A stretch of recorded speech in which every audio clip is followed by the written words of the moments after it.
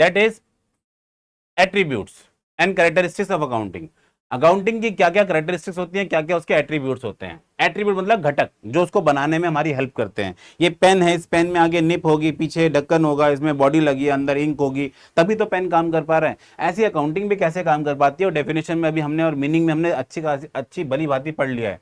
Number 1, identify करना financial transaction in any event को, पहले पहले पहचानना उनको, फिर मनी में नाप लेना इन टर्म्स ऑफ मनी, वो है भी या नहीं है, ठीक है। देन उसको रिकॉर्ड करना, क्लासिफाई करना, समराइजिंग करना। ये 3 वर्ड्स बेटा मैंने पहले ही बताया आपको, बड़े इंपॉर्टेंट वर्ड्स हैं, ये बड़े इंपॉर्टेंट वर्ड्स हैं तीनों के तीनों। Recording, classifying, summarising, recording, classifying, summarising in a significant man. अच्छा, डेफिनेशन तो हो गई। फिर इसके बाद क्या, एनालिसिस करना, उसके बेसिस पे आपको एनालिसिस करना है, और लास्ट में उसे इंटरप्रेटिंग करना है, उनका उसके बेसिस पे इंटरप्रिटेशन करना है, एक वर्ड में बताना है कि भाई हुआ क्या था बिजनेस के अंदर। एनालिसिस इन सभी को करना है, एनालिसिस, देन उसके बिहाफ पे एक वर्ड निकालना, प्रॉफिट हुआ है कि लॉस हुआ है, अच्छा है कि बेकार है, और लास्ट में उसे क्या कर देना, कम्युनिकेट कर देना। जितनी भी बातें हुई हैं ये। अब मैं इसी चीज को आपको एक तरीके से समझाना चाहूंगा।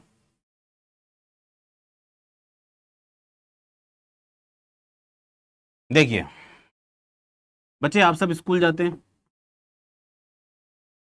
आप सब स्कूल गए हो। अब स्कूल जाने के बाद आप सब वहां पे अपने ग्राउंड में जाके इकट्ठे होते हो, आपकी अब असेंबली होगी, देन उसके बाद आप सब अपनी क्लास में जाओगे, आप सब अपनी क्लासेस में जाओगे, जिसकी जो क्लास होगी, 6th है, 7th है, 8th है, 9th है, 10th है। अब ये बच्चों को देख के मैं नहीं बता सकता कि कौन सी क्लास में बच्चा है, लेकिन ये क्या हो गया, यहाँ पे ये सही बच्चे आ गए हैं। अब आने के बाद ये बच्चे क्लास 6 में भी गए, क्लास 7 में भी गए, क्लास 8 में भी गए, क्लास 9 में भी गए, क्लास नेक्स्ट जो 10th है और जो 11th है उसमें भी गए, फर्दर आगे। अब इनको देख करके मतलब जो क्लासेस में चले गए, अब हम देख के जज कर सकते हैं कि अच्छा इतने इतने बच्चे हमारे पास आए थे, okay, well well and good. अब इसके बाद हम लोग क्या अटेंडेंस एक बार में पता कर सकते हैं इन सारे सारे बच्चों को? नहीं कर सकते। अब हम क्या करते हैं, इनकी अटेंडेंस लेते हैं, देन उसके बाद जो प्रिंसिपल है हमारे स्कूल की, उनको पता लग पाता है कि आज बच्चे हमारे स्कूल में कितने प्रेजेंट हुए। लेट्स से 1000 बच्चे थे, 1000 में से सिर्फ 900 ही आपके बच्चे आए हैं आज। तो प्रिंसिपल इसके बिहाफ पे अपनी डिसीजन मेकिंग करेंगी कि अच्छा इतने बच्चे आए हैं, वेल एंड गुड, 100 बच्चे नहीं आए, चलो ठीक है। उनके घर में फोन करते हैं हम लोग, उनके पेरेंट्स को पूछते हैं कि बच्चा क्यों नहीं आया, बीमार है या क्या है, जो भी है, तो उसके बारे में हमें जानकारी मिल पाएगी। तो ये छोटी सी बात है, ये आप सब देखते ही हो, अपने स्कूल में जाना, इकट्ठा होना, फिर उसके बाद क्लासरूम में जाना, देन अटेंडेंस देना, यही तो बेटा आपका ये है। रिकॉर्डिंग, आप सभी पहले ग्राउंड में इकट्ठे हुए। क्लासिफाइंग, आप अपनी अपनी क्लासेस में गए। समराइजिंग, आपने अटेंडेंस दे दी बना के टीचर्स को। ये क्या है अपने आप पे, ये 3 वर्ड्स आपको यहीं पे आप कलेक्ट कर सकते हो। दूसरी बात, आप अपने इसको डेली लाइफ से भी देख सकते हो। आप पूरे साल भर स्कूल जाते हो, पूरे साल भर स्कूल जाते हो, आप स्कूल गए, वहां जाके आपने क्या किया, रिकॉर्ड किया, चाहे वो आपने ओरली मतलब टीचर से सुना होगा, चाहे आपने उसको लिखा होगा, चाहे आपने मेमोराइज किया होगा, आपने क्या किया, रिकॉर्ड किया। ओनली जो बातें बताई जा रही हैं आप उसको रिकॉर्ड कर रहे हो, देन उनको क्लासीफाई करते हो अपने माइंड के अंदर, देन उनको समराइज करते हो अपने लिए याद करने लायक, और जब याद हो जाती है चीजें तब आप अपना एग्जाम लिख के आते हो, और फिर टीचर उसके बिहाफ पे एनालाइज करता है, देन उसके बिहाफ पे आपको बताता है कि आपके मार्क्स कितने आए, अच्छे आए, बेकार आए, और फिर आपके पेरेंट्स को बुला करके वो चीजें वो उनको कम्युनिकेट कर देते हैं कि आपके बच्चा पढ़ रहा है, उसको थोड़ा सा अच्छा कर सकता है, थोड़ा ध्यान दीजिए, जो भी है। ठीक बच्चे, ये आपके एट्रीब्यूट्स हो गए, ये आपके क्या है, एट्रीब्यूट्स। सेकंड आता है बेटा branches of accounting. Branches of accounting, accounts की कौन कौन सी ब्रांच हैं? तो बेटा हम लोग 3 ब्रांच के बारे में पढ़ते हो, आप अपनी बुक्स का पहला पेज उठा के देख सकते हो, जो आपका कवर पेज है, दैट इज फाइनेंशियल अकाउंटिंग, जो आप 11th क्लास में पढ़ रहे हो। दूसरे नंबर पे आता है कॉस्ट अकाउंटिंग। क्या आता है? Cost accounting. कॉस्ट मतलब जिसमें कि आप किसी भी चीज को मेंटेन करते हो, जैसे कि फाइनेंशियल में क्या है, आप बेसिकली यहाँ पे आओगे बेटा तो आप पढ़ोगे, आप बताओगे इसमें कि कंपनी को प्रॉफिट एंड लॉस हुआ कितना है, ठीक है, या तो प्रॉफिट या फिर लॉस। इसमें आप क्या करोगे बेटा, कॉस्ट अकाउंटिंग के अंदर, कॉस्ट अकाउंटिंग में आप बताओगे कि कॉस्ट कॉस्ट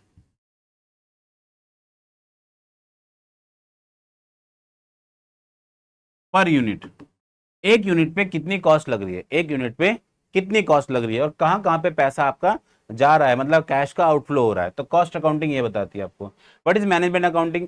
मैनेजमेंट अकाउंटिंग आपको बेसिकली ज्यादा कुछ नहीं, बस ये आपको इस चीज के ऊपर इंफॉर्मेशन दे देती है मैनेजमेंट अकाउंटिंग, कि अब हमें इन दोनों के बिहाफ पे चीजों को कैसे मैनेज करना है, चीजों को किस तरह से मैनेज करना है, चीजों को किस तरह से रखना है। जैसे कि एग्जाम्पल के लिए मैंने आपको बता दिया कि भाई आप एक प्रोडक्ट बना रहे हो, आप एक प्रोडक्ट बना रहे हो और उस प्रोडक्ट पे आपको इतने रुपए की कॉस्ट आ रही है, लेट से 10 रुपए की कॉस्ट है। आपने 10 रुपए की कॉस्ट को, मतलब कॉस्ट का मेरे से नेचर पूछा कि कहाँ कहाँ पे खर्च हो रहा है। मैंने बोला ABCD, ABCD, ये सारे के सारे कंपोनेंट लगे हैं, 2 रुपये 3 रुपये, 2 रुपये 3 रुपये, और टोटल मिला के जो कॉस्ट बनी है वो 10 रुपये बनी है। 10 रुपये की इसकी कॉस्ट आई है। तो अब हमने तो आपको बता दिया कि रिकॉर्ड, मतलब जो कॉस्ट आई है वो इतनी आई है। मैनेजमेंट अकाउंटेंट क्या करता है, जो आपका मैनेजमेंट है वो प्रॉफिट एंड लॉस वाले से पूछता है, मतलब फाइनेंशियल अकाउंटिंग से, कि भाई कंपनी को प्रॉफिट हुआ है कि लॉस हुआ है। जब वो कहते हैं कि हमें लॉसेस हुए हैं, हमें क्या हुए हैं, लॉसेस हुए हैं, तो लॉसेस के बेस पे वो देखते हैं कि हमारे यहाँ पे कॉस्ट फालतू कहाँ जा रही है। तो सर हम लोग ना बिजली को, इलेक्ट्रिसिटी को परचेज करते हैं बाहर से। अगर हम खुद अपनी बिजली को जनरेट करें सोलर एनर्जी से, तो हमारी जो बिजली का बिल है वो बच जाएगा, 2 रुपये की पर यूनिट बचेगी। 2 रुपये मल्टीप्लाई बाय जितनी आपने साल भर में प्रोडक्शन किया है, वो सारा का सारा का खर्चा बच गया। तो 2 रुपये का आपको बेनिफिट हो जाएगा, तो उसकी कॉस्ट ही कितने रुपए आएगी, 8 रुपये आएगी। 2 रुपये का बेनिफिट हो गया, दैट मीन्स 20% आपको फायदा हो गया। 20% आपने कॉस्ट बचा ली बेटा अपनी। जब कॉस्ट बचा ली है तो मैनेजमेंट अकाउंटिंग उसके ऊपर डिसीजन मेकिंग करता है। डिसीजन मेकिंग मैं इसलिए बोल रहा हूँ बेटा, ऐसा नहीं कि 2 रुपये बच रहे हैं तो चलो ठीक है। 2 रुपये बचाने के लिए बेटा उसको पहले अपनी तरफ से इन्वेस्ट भी तो करना पड़ेगा, बहुत बड़ा पैसा। ठीक, तो ये सारा सारा डिसीजन मेकिंग कौन करता है, आपका मैनेजमेंट अकाउंटेंट। पहला फाइनेंशियल अकाउंटिंग, दूसरा कॉस्ट अकाउंटिंग, एक होता है मैनेजमेंट अकाउंटिंग। ऐसा नहीं कि 3 ही टाइप की अकाउंटिंग होती है, और भी अकाउंटिंग है बेटा। सोशल अकाउंटिंग भी होती है, टैक्स अकाउंटिंग भी होती है, ठीक है। तो ये एनवायरमेंटल अकाउंटिंग भी होती है, ये बहुत सारी अकाउंटिंग होती है। लेकिन ये सब क्या है, मैंने स्टार्टिंग में डेफिनेशन में बोलता, accounting is art, accounting is art. हम जैसे जैसे दुनिया में देख रहे हैं चीजें चेंज हो रही हैं, वैसे वैसे ये भी अपने आप को धीरे धीरे करके एक्सपैंड कर रहा है, धीरे धीरे करके हर हर हर एस्पेक्ट को देख रहे हैं हम लोग। तो अभी फिलहाल के लिए आपको जो पढ़ना आपके कोर्स करिकुलम में जो है वो फाइनेंशियल अकाउंटिंग है, कॉस्ट अकाउंटिंग है एंड मैनेजमेंट अकाउंटिंग है। अब यहाँ पे बेटा उसकी डेफिनेशन को पहले एक बार जज कर लेते हैं, अच्छे से पहले पढ़ लेते हैं, फिर उसके बाद आगे चलते हैं। फाइनेंशियल अकाउंटिंग क्या होता है। फाइनेंशियल अकाउंट, मैंने आपको बताया अकाउंटिंग कितने टोटल पार्ट्स हैं, 3 पार्ट्स हैं। पहला financial accounting, cost accounting and management accounting. Financial, cost and management, ये 3 बातें याद रखना आप लोग बेटा। फाइनेंशियल अकाउंटिंग होती क्या है बेटा, financial accounting preparation of financial statements, और असरटेन करना किस चीज को, प्रॉफिट एंड लॉस को, और कंपनी के लिए बैलेंस शीट बनाना, ताकि यूजर तक आप अपनी इंफॉर्मेशन को पहुंचा सको। बात दोबारा से आगे इंफॉर्मेशन पे, अपनी इंफॉर्मेशन को पहुंचा सको सामने वाले तक, ठीक है।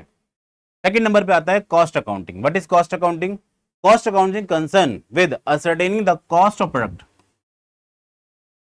जो भी आपने प्रोडक्ट बनाया उसकी कॉस्ट के ऊपर बेस्ड है, कॉस्ट के ऊपर बेस्ड है, उसके ऑपरेशंस पे बेस्ड है, उसके प्रोसेस पे, जो आप काम कर रहे हो, जिस प्रोसेस से आप बना रहे हो, जो जो आपने एक्टिविटीज की हैं, वो सब की सारी चीजें हम लोग यहाँ पे चेक करते हैं। और ब्रांच ऑफ अकाउंटिंग, एक तरह से ब्रांच ऑफ अकाउंटिंग है, डील विद रिकॉर्डिंग कॉस्ट। इसमें क्या होता है, रिकॉर्डिंग फाइनेंशियल ट्रांजेक्शंस, इसमें रिकॉर्डिंग कॉस्ट।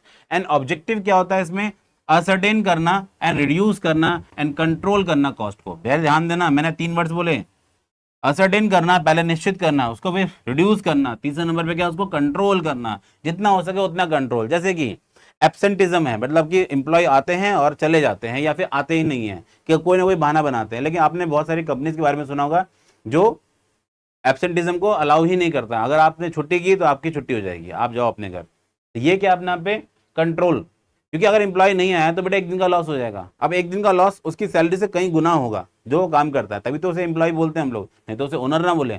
अब लेट से अगर मांग के चले मैं किसी एम्प्लॉय को 1000 रुपीज देता हूँ, तो मैं उसे 2000 का ही काम करा रहा हूँ, 5000 का ही काम करा रहा हूँ, मैं उसे कम काम नहीं करा रहा हूँ, कम काम नहीं करा रहा हूँ, मैं उसे ज्यादा ही काम करा रहा हूँ बेटा, ठीक।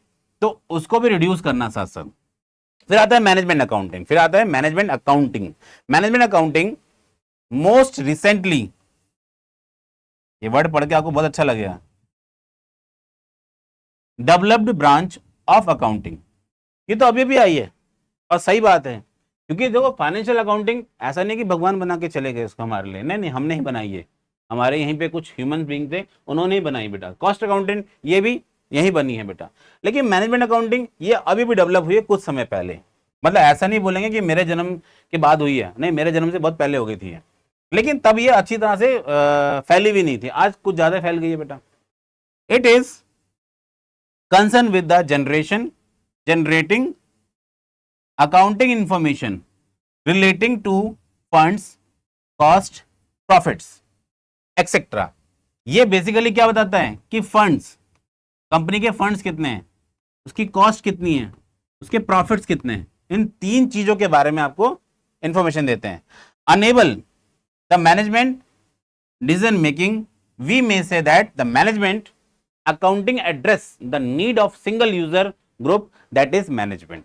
अब ये करने के पीछे पर्पस क्या होता है, क्योंकि इसको करने के पीछे पर्पस ये है कि भाई हमें अपनी इससे और इससे प्रॉफिट को मैक्सिमाइज करना है। तो कैसे करें, तो एक नई ब्रांच आगे उठ करके उसको बोलते हैं management accounting, management accounting, management accounting, जो कि एक तरह से बोल सकते हो सिंगल यूजर तक इंफॉर्मेशन पहुंचाने का काम करती है, सिंगल यूजर इंफॉर्मेशन पहुंचाने का काम करती है। भाई अकाउंटिंग पढ़ के आपको समझ में आ गया होगा, अच्छा इसका मतलब प्रॉफिट एंड लॉस है, कॉस्ट, अच्छा ये तो प्रोडक्ट की कॉस्ट है। लेकिन मैनेजमेंट अकाउंटिंग क्यों है बेटा, मैनेजमेंट अकाउंटिंग क्यों है, वो इस वजह से, इस रीजन से कि हम लोग इस चीज को अच्छे से रिकॉर्ड, मतलब जो चीजें हम कर रहे हैं क्या उसमें हम कॉस्ट कटिंग कर सकते हैं, क्या हम अपने लिए और फंड जनरेट कर सकते हैं। जैसे कि आप बहुत सारी कंपनियों को देख सकते, आपने शार्क टैंक देखा होगा बेटा, शार्क टैंक में क्या करते हैं वो लोग, आते हैं पिच करते हैं, पिच मतलब अपनी तरफ से कुछ बोला उन्होंने कि भाई हमारा बिजनेस ऐसा ऐसा है और हम लोग आपसे इतना रुपये मांगते हैं। उनको अच्छा लगता है तो वो उनको एंटरटेन करते हैं और फिर अच्छा नहीं लगता तो मना कर देते हैं, 100 की सीधी बात। तो ये अपना मैनेजमेंट अकाउंटेंट। अब मैनेजमेंट अकाउंटेंट क्या करता है, बताता है कि भाई अपने हमारे बिजनेस को अगर एक्सपेंड करना है तो पैसे चाहिए। फाइनेंशियल तो सिर्फ क्या बताएगा, प्रॉफिट एंड लॉस, कॉस्ट क्या बताएगा, कॉस्ट। लेकिन मैनेजमेंट क्या बताएगा, हम लोग अगर इसी तरह से चलेंगे तो हमारा यही प्रॉफिट आएगा। लेकिन अगर मान के चलो हमने थोड़ा सा बिजनेस में और इनपुट डाला और पैसे डालें तो क्या होगा, बिजनेस हमारा एक्सपैंड हो जाएगा, जिससे कि हम आगे आगे और चीजें अचीव कर सकते हैं। तो मैनेजमेंट अकाउंटिंग क्या ये नया एस्पेक्ट है, हाँ बिल्कुल नया एस्पेक्ट है ये। तो हमें इसीलिए इसको पढ़ाया जा रहा है। और ये सब कुछ अलग नहीं है बच्चे, ये सब कुछ क्या है, ये जितनी भी चीजें आप लोग पढ़ रहे हो अभी, ये सभी चीजें क्या है, ब्रांचेस ऑफ अकाउंटिंग है, ब्रांचेस ऑफ अकाउंटिंग। चाहे वो आपके लिए फाइनेंशियल हो, चाहे वो आपके लिए फाइनेंशियल हो, चाहे आपके लिए कॉस्ट हो, चाहे आपके लिए मैनेजमेंट हो, ये तीनों तीनों क्या है, branches of accounting, branches of accounting. ये तीनों के तीनों इसी से ही बने हैं, तीनों तीनों इसी से बने हैं, एक, दो और तीसरा। ठीक है बच्चे, आगे चलते हैं बेटा।